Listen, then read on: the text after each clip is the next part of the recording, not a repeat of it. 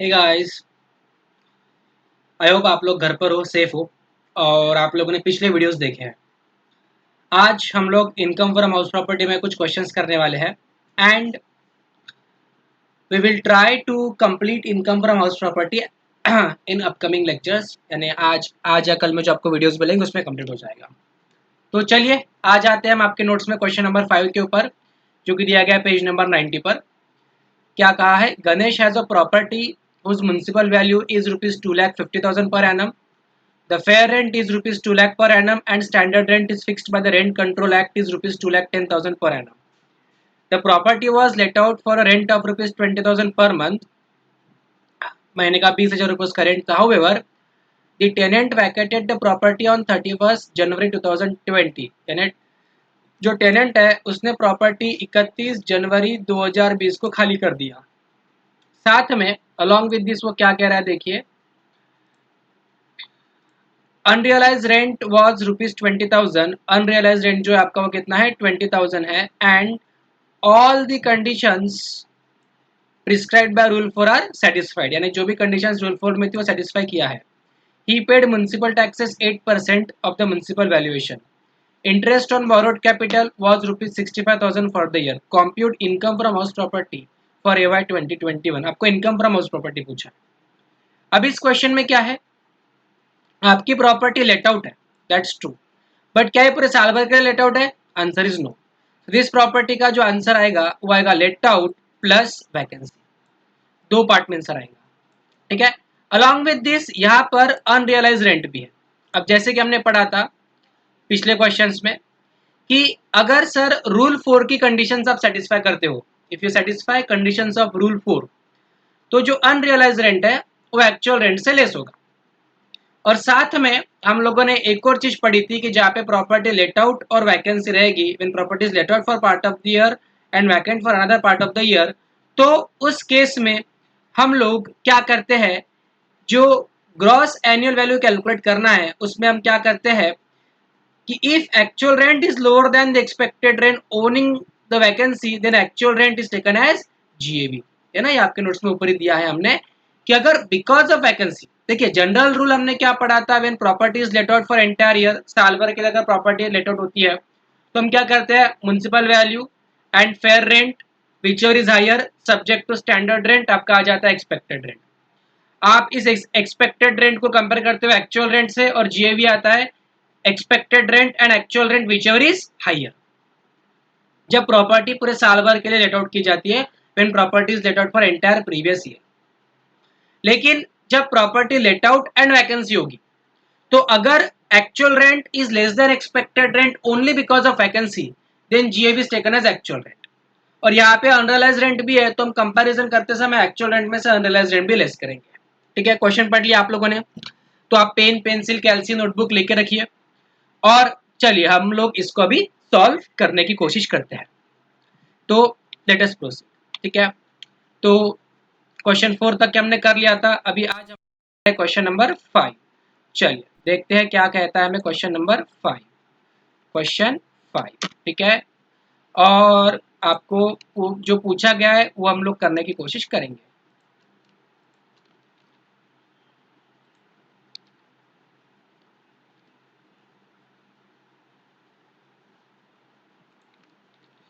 थोड़ा सा मैं सेटिंग कर लेता हूँ ताकि मेरे लिए कैलकुलेशन आसान हो जाए।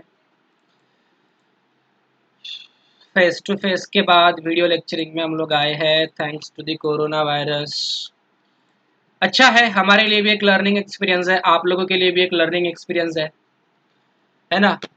आप लोगों को कुछ क्वेरीज वगैरह डेफिनेटली होगी, तो इन क्वेरीज के लिए हम लोग डेफिनेटली एक सेशन लेने वाले हैं, लाइव सेशन लेंगे हम लोग, जिसमें आप लोगों की क्वेरीज एक्सेट्रा सॉल्व की जाएगी।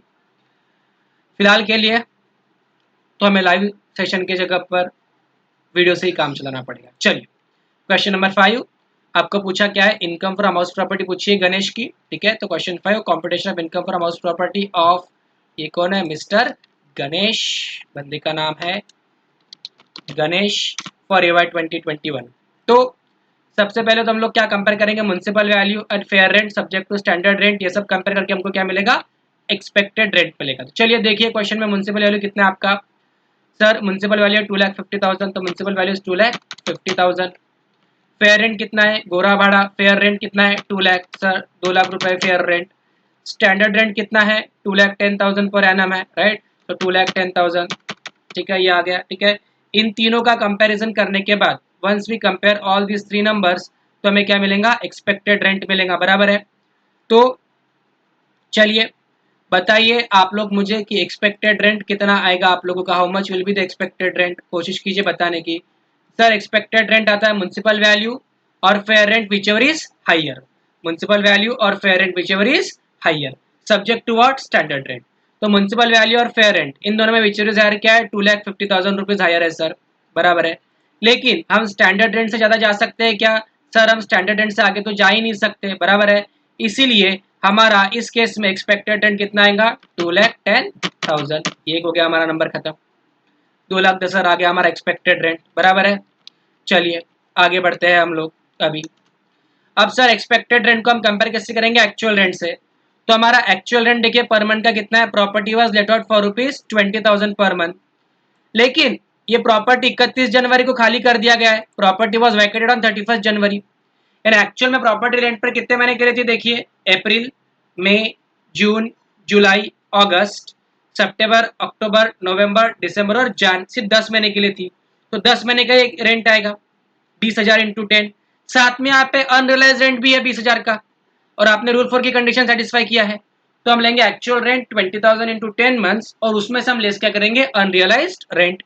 तो चलिए लेते हैं एक्चुअल रेंट, तो एक्चुअल रेंट आएगा ₹20,000 इंटू 10 मंथ्स, तो लीजिए कैलकुलेट, 20,000 इंटू 10 मंथ्स कितना आता है, 2 लाख रुपए आता है, if I am not wrong, ठीक है। इसमें से लेस करेंगे अनरियलाइज रेंट, कितना आपका अनरियलाइज रेंट 20,000 है, तो ये एक्चुअल रेंट में से अनरियलाइज रेंट लेस करके बाद में मुझे जो आउटर कॉलम एक्चुअल रेंट है वो है 1,80,000। अब ग्रॉस एनुअल वैल्यू लेना है। अब यहाँ पे जनरली हम ग्रॉस एनुअल वैल्यू लेते हैं हायर ऑफ 1 एंड 2, मतलब higher of expected rent and actual rent, लेकिन यहाँ पर वैकेंसी है, प्रॉपर्टी लेट आउट सिर्फ 10 महीने के लिए थी, बराबर है। तो यहाँ पे ये जो क्वेश्चन है हमारा, ये क्वेश्चन में हम लोग क्या देख रहे हैं, sir we are looking at let out plus, ये क्या है, लेट आउट है प्लस वैकेंसी है और प्लस सर अनरियलाइज रेंट भी है, इतनी सारी चीजें हैं सर इसमें, लेट आउट भी है, वैकेंसी भी है और अनरियलाइज रेंट भी है सर इस क्वेश्चन में, 2-3 चीजें हैं सर, बराबर है। इस वजह से सर इसके कैलकुलेशन में जो हम नॉर्मल रूल फॉलो करते हैं, that GAV is expected rent and actual rent whichever is higher, ये रूल लगने वाला नहीं है, ठीक है।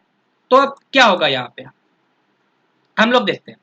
अब अगर प्रॉपर्टी पूरे साल भर के लिए रेंट पर दी गई होती, पूरे साल भर के लिए, तो ये तो 10 महीने का आप लोगों ने 1,80,000 रुपए ले लिया, इसमें 2 महीने का और रेंट ऐड होता, होता कि नहीं होता, 2 महीने का रेंट ऐड अगर होता तो 20,000 इंटू 2 40,000 होता, तो 1,80,000, तो ये आ गया सर 1,80,000 प्लस 40,000 अगर होता, अगर पूरे साल भर के प्रॉपर्टी रेंट पर होती, तो मेरा एक्चुअल रेंट कितना था 2,20,000, जो कि एक्सपेक्टेड रेंट हायर होता।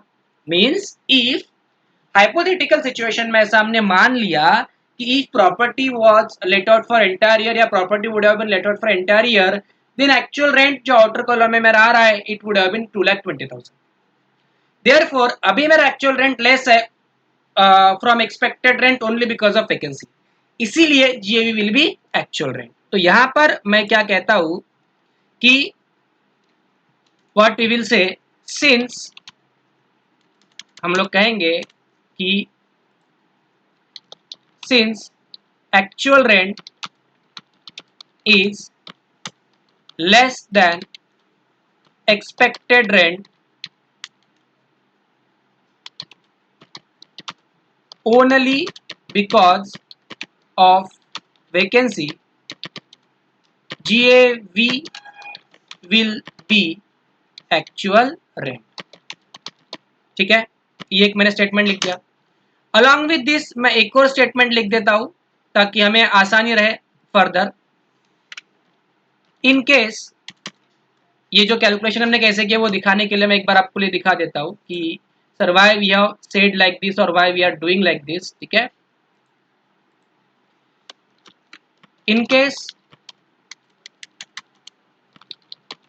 property is let out for entire year, then actual rent would be rupees 1,80,000 plus ये जो 20,000 इंटू 10 मंथ्स है तो 2 महीने की वैकेंसी है, 2 महीने का रेंट ऐड हो जाएगा रुपीज 40,000 इक्वल टू कितना हो रहा है रुपीज 2,20,000, राइट।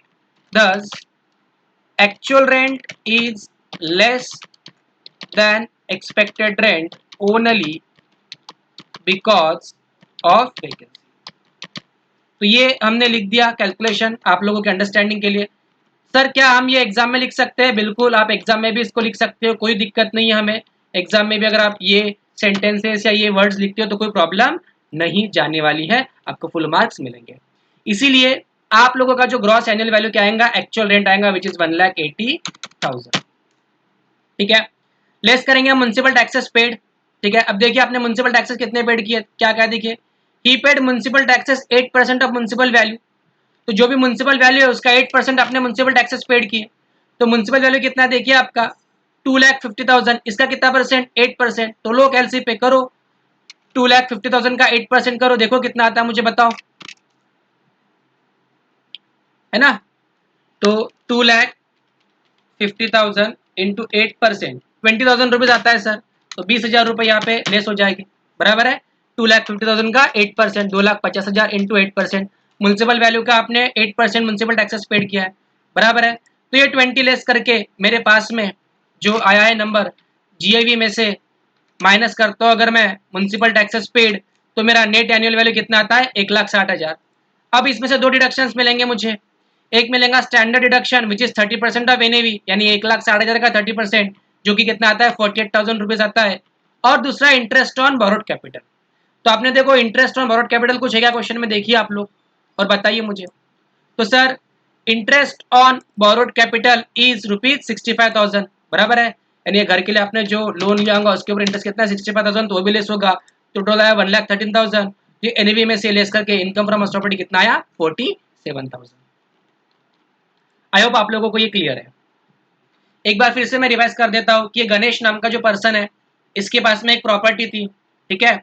हम लोग क्वेश्चन नंबर 5 कर रहे हैं, बराबर है। आपके पास में नोट्स में क्वेश्चन वगैरह रेडी है, मैं मान के चल रहा हूँ। ये गणेश नाम के पर्सन के पास में एक प्रॉपर्टी थी, वो प्रॉपर्टी उसने रेंट पर दिया था, लेकिन एक्चुअल रेंट पर सिर्फ 10 महीने के लिए दिया था, मतलब 2 महीने की वैकेंसी थी।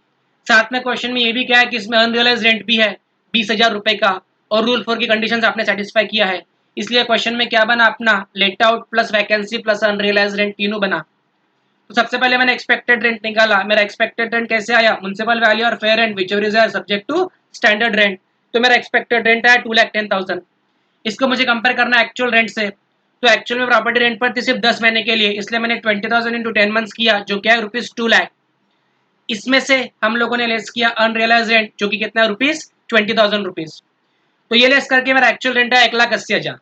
अब अगर मैं देखता हूं तो सर एक्चुअल रेंट 1,80,000 है और एक्सपेक्टेड रेंट है 2,10,000। अब ये दोनों कंपेयर जब हम करते हैं तो इस कंपैरिजन में जनरली सर हम जीएवी लेते हैं एक्सपेक्टेड रेंट और actual rent whichever is higher, लेकिन यहाँ पे वैकेंसी है। तो वैकेंसी होने की वजह से अगर एक्चुअल रेंट एक्सपेक्टेड रेंट से कम है only because of vacancy, then GAV is taken as actual rent.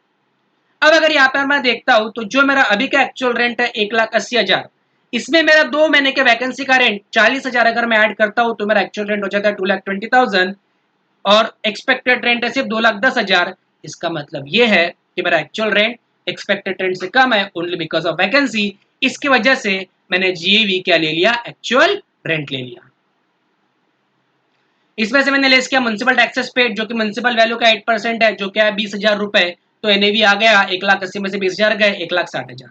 फिर इसमें से मैंने लेस किया स्टैंडर्ड डिडक्शन जो कि है 30% ऑफ एनएवी और इंटरेस्ट ऑन बोरोड कैपिटल जो कि है 65,000, और वो माइनस करके मेरा इनकम फ्रॉम प्रॉपर्टी 47,000। इस तरीके से हमने सॉल्व किया। सो गाइज ये जो क्वेश्चन है आप लोगों को एग्जाम में अगर आता है ये क्वेश्चन, तो this question can come in your exam for 12 marks, 12 mark के लिए भी आ सकता है, ठीक है, या फिर 8 मार्क्स के लिए भी आ सकता है, कितने भी मार्क्स के लिए आ सकता है, ठीक है। तो आप लोग इस क्वेश्चन को देखो घर पर, और आप income from house property module से पढ़ना स्टार्ट कर सकते हो। स्टार्टिंग के बेसिक के क्वेश्चन आप लोग पढ़ सकते हो।